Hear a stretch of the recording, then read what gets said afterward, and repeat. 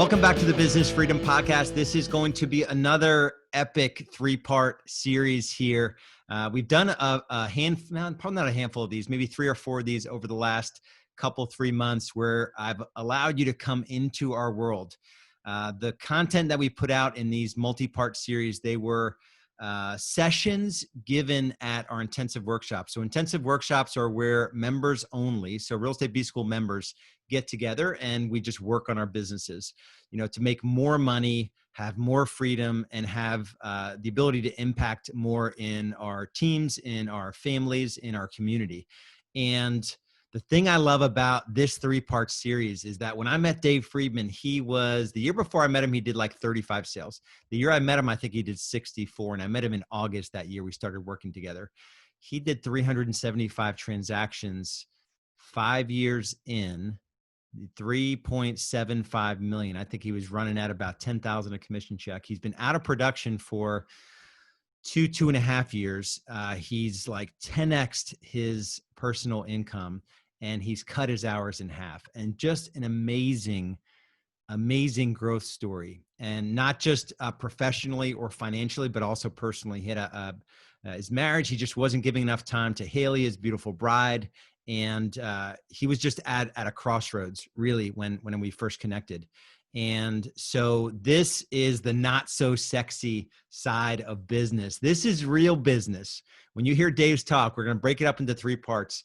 When you hear him talk, this is the real business comes in the backstage, and some of what he covers: tracking, accountability, foundationally what your business needs to look like. And no matter where you are in your business journey, there's something here for you. So the only thing I ask, because this is like inner circle private material, is that you share it somewhere. Share the podcast, or if you're watching the video, share the video. And leave us a 5-star review on the podcast. Wherever you listen to podcasts, just make sure you subscribe, of course, but also just leave us a 5-star review. That's really helpful in getting the podcast out to more folks. So enjoy the 3-part series. This is part 1, and we'll talk to you soon. So this next session, I think I came up with the title, and I just said, Dave, you have to talk about, all the stuff that makes your business run really smoothly and profitably and serve your team members, but it's the least glamorous stuff you could possibly talk about. So good luck with that. And I called it the not so sexy side of real estate. And the thing I love about Dave, really open, transparent guy. So I encourage you guys to think of questions as he's speaking here. But he's built a business in a way, it doesn't revolve around him. It really serves his team members at a high level. He built it so that he can have a successful marriage, because I don't think it started out that way in his business. And he has just 10x'd the size of his real estate business in 4 years. And working less, serving team members at a way higher level. It's not the Dave show anymore, it's the team. So you guys are in for a treat. Give Dave a big round of applause.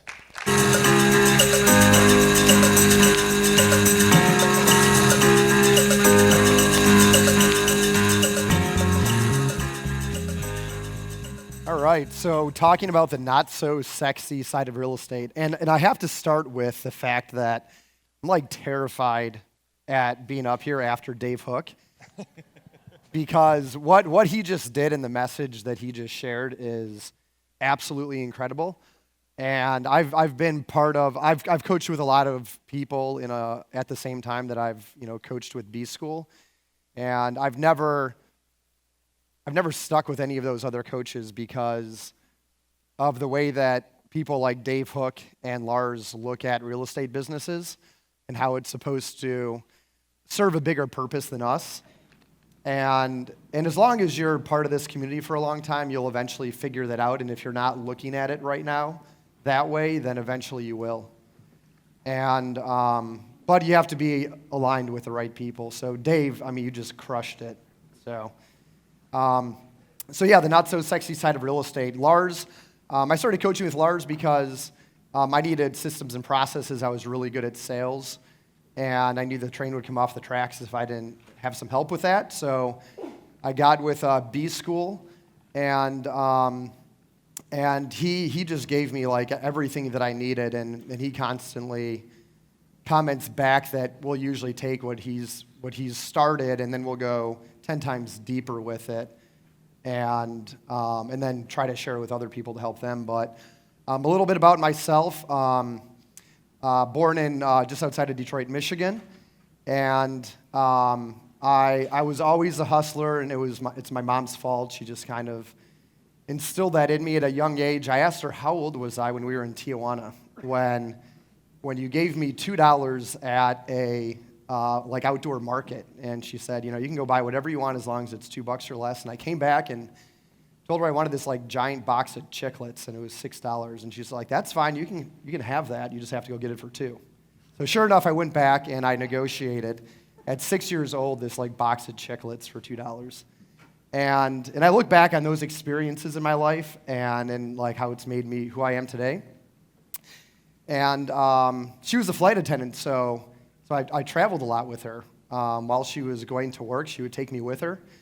And I remember some other times we went to New York City and we went to Chinatown, and I bought all these like fake watches and brought them back to middle school with me and ended up selling them in middle school. So, just these like funny experiences that have helped me become who I am today. But she was also in real estate. She was a builder and a developer. So she encouraged me to get my license when I was 18 before I went to college. And so while I was in college, I ended up starting a company where I painted homes, and I also power washed homes, and I had my real estate license, so I would also door knock on for sale by owners and things like that. And it's kind of ridiculous that people would list a home with me when I was 18, 19 years old, and I think they did it because they felt bad more than anything. And so time went on. I ended up buying, in college, 7 homes. 4 of them I had as rentals, 3 of them I flipped. And at the time, they would give anybody with a heartbeat a loan, right? So it was incredible. I had no income. I was in college. And then the market shifted in Michigan in 2005. And the bottom completely fell out. So some of the homes that I had as rentals that I bought for $250,000 were worth $125,000 within 9 months. And the ones that rented for $2,500 a month were now renting for $1,250 a month. So literally, 6 million people left the state in a short amount of time, which, to put that in perspective, there's 6 million people in the state of South Carolina. And so the entire bottom fell out. And I ended up getting a job with Centex Homes right after graduating, and they taught me the value of systems and processes and culture. And so it was a very valuable experience for me. And I was making really good money, and they taught me a formal type of sales training, which was great. And I remember during that time with the collapse of the economy, which happened in Michigan far before the national economy, Centex decided to close down our division there and completely pull out, which left me without a job, but they helped me relocate to Charleston, South Carolina, which is the best thing that ever happened to me because that's where I met my wife, Haley. And but during that time, I went down to about a $30,000 income. I had about $150,000 in savings. And about 8 months later, I burned through all of it because I was trying to keep these rentals afloat. I had to sell these homes and use all this cash that I had to make up the difference between what they were worth and what I could sell them for. And so I think it made me a much smarter businessman and a lot more risk adverse, which is great. So I look at all that as a great learning experience and feel really grateful that I went through that at such a young age.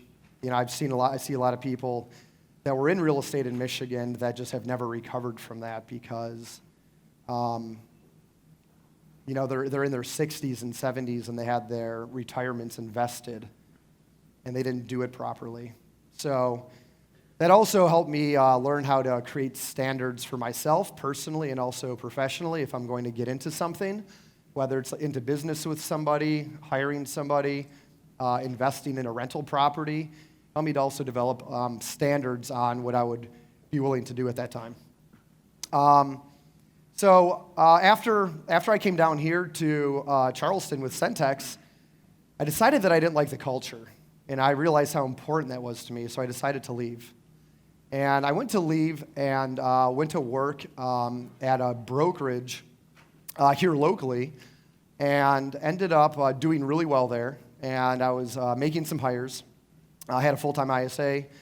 I went on and went to go hire an assistant.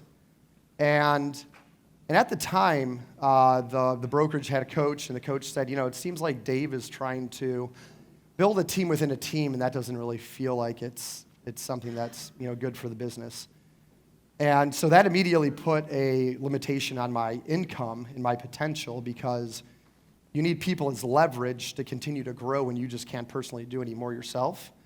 So I decided to leave, and because I had hit my ceiling on what I was capable of doing, and started to build a team. And so that also had a big impact on me, and I decided at that point that I would make sure that I never put any kind of a limitation on anybody that wanted to join our organization. And it was really important for me to understand where they wanted to go, to make sure that I could always try to stay ahead of them and try to create those opportunities for them. And if I wasn't able to, then shame on me, right? And I would never be upset about somebody leaving based on that.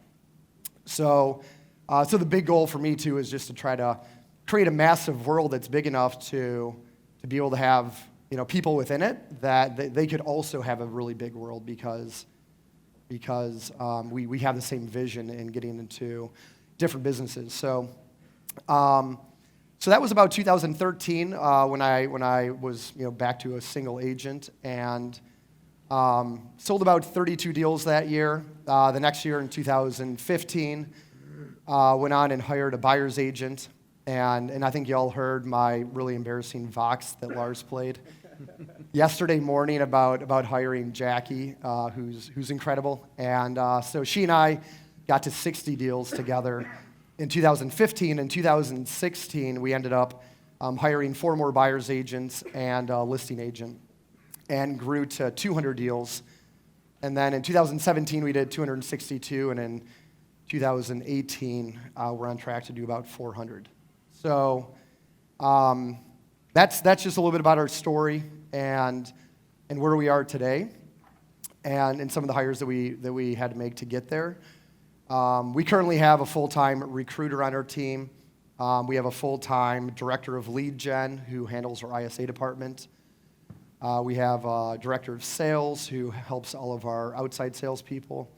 And we also have a director of operations, Ellie, who takes care of everything back of the house.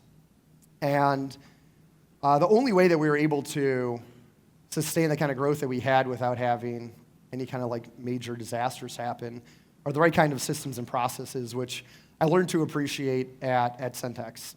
And a large part of where I got a lot of that without having to recreate it was from B school, which is very instrumental. And so the not so sexy part of real estate is knowing how to manage and lead all those departments, and having down to the very, very smallest level measurements in place to know whether they're succeeding or not succeeding. And as Dave mentioned, not managing through emotions, but managing through the data, right? So when you show up to a meeting, you know how to address that person, because the data is going to show what they did or didn't do. Does that make sense? Perfect. All right, so today's plan, we're going to learn about how to create a predictable and consistent growth through new business development, which is prospecting. Also, how to track and systemize your business to create consistent results and increase your ROI and optimize scalability. And the third thing is change the way that you perceive accountability, and hopefully people on your team perceive it, and that way you can impact more lives. So there's really no hype in any of this. It's definitely not the coolest thing to talk about. It's probably the last thing that people want to go to a real estate conference and hear about, because it's not this new lever that's going to generate a lot of extra deals. Unless you focus on it, then it will. So, so who in the room feels very confident with you or your team's prospecting new business daily, tracking the results and supporting it with a high level of accountability. Do people in here feel like they really have that on track? So there's just a couple people that's raised their hand in the room. And who feels comfortable with that whole idea? Even if you're not doing it, who feels comfortable with it? So not many people feel very comfortable with it. And so something to ask yourself is, is my team equipped with the knowledge, attitude, skills, and habits to create new business on a daily basis, to serve themselves and their families to get to a life by design? And that's the most important thing to focus on in showing up to the business and in creating new business. So in new business development, keeping your pipeline full with fanatical prospecting is very important, so we'll dig into that. The weekly cadence of champions, I consider people on our team champions. And so we're going to go over what that weekly cadence looks like. And then also the way that we look at no and the reason that we go for no. So it'll change your perspective on getting rejection on the phone. So here's a great book that if you haven't read, you should definitely dig into. And I'll dig into some of the best points of it, but Fanatical Prospecting. So the whole idea is to fill your pipeline with appointments and nurtures. Those are the two things we focus on. Nurtures are people that will do business with you, but not right now. So they have motivation and a defined time frame. So as long as they have those two things, that we consider them a nurture on our team, and it's going to be business for us in the future. So two of the big metrics that we measure, along with set, met, signed, are nurtures. So the two biggest things important to us are the amount of nurtures we're getting and the amount of clients that we're signing. And in real estate, what you do today is going to impact you in 90 days from now. So there's a long lag in what our efforts do today and what you get out of it in the future.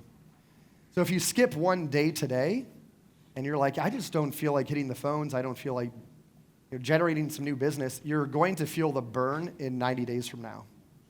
And if you do that for an entire week and you neglect getting agency agreements, in 90 days from now, you're going to feel it.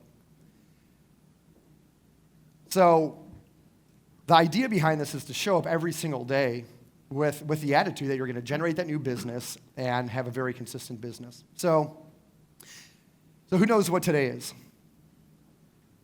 It's December 11th in real estate. It's scary to think about it, but the year is almost over. So what you're starting to do now is impacting your next year, your first quarter, end of fourth quarter this year, and beginning of first quarter in 2019. So if you want to crush it in 2019, you have to start getting serious and intentional with your business today and what your daily habits look like. The next part is the scarcity versus abundance mindset while you're prospecting. Consider the times when you were in survival mode, and you just had a couple buyers and sellers that you were working with. With a heightened probability of failure looming ahead, your desperation seeped through with these people that you were talking to. And people can smell that on you. They will sense it in a heartbeat. So during times like this, you will act with emotion, illogical, and make poor decisions based on that. So it's really important to manage your attitude and your abundance versus scarcity mindset, because it will show up when you're talking to people on the phone or in person. The other thing that we talk about is the law of replacement. So on our team, if you sell 2 listings, you have to go get 3 more agencies, seller agencies, to even stay afloat. And also, if you sell a home to 1 buyer, you have to immediately go get 2 more buyer agencies just to stay afloat. So if you want to sell 4 homes a month to buyers, every time you go sell a home, I think the typical realtor, they go celebrate, they take a break, they forget about, the importance of keeping up with new business. And then they get really involved in the transaction and the details of it, and they get sucked in to forgetting about how they need to generate new business. That's the value of being on a team and creating a team and trying to build an environment for your team where you avoid, what some people on my team call the yo-yo realtor, where they have ups and downs. And people on a team should have a very consistent income. So So the challenge with that is keeping people focused on what that law of replacement looks like. And you should know what that is based on the metrics in your business. So for us, again, for every 2 buyer agencies we get, we'll sell 1 buyer a home. So we know that if, a team member goes out and sells a buyer a home, they have to go get 2 more just to stay consistent, right? That doesn't include any kind of growth.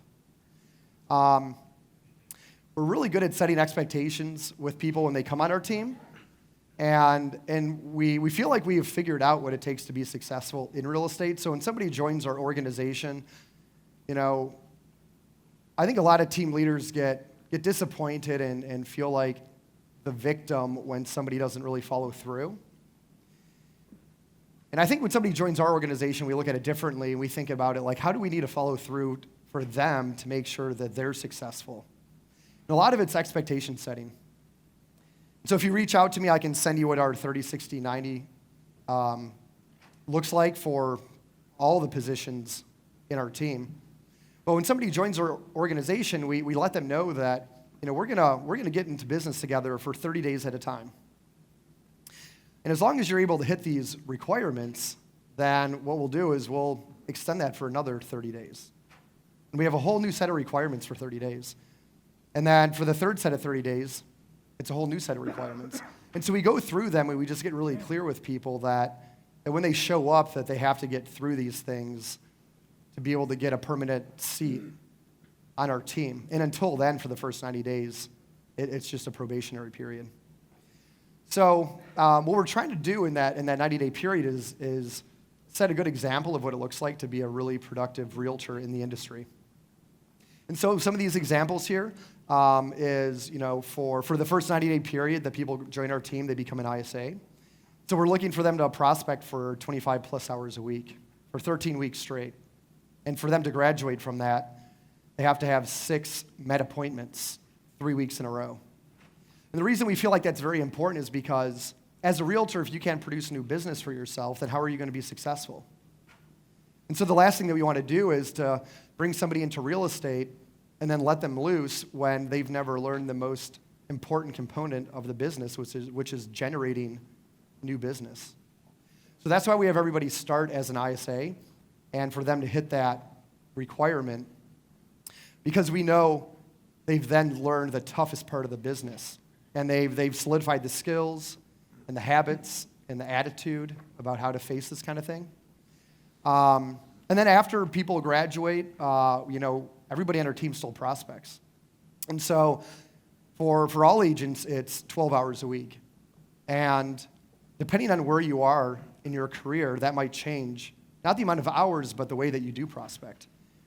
So for agents on our team, until they have 100 deals past them, they're prospecting in our office every morning from 8 to 10, and then again on Thursday from 4 to 6.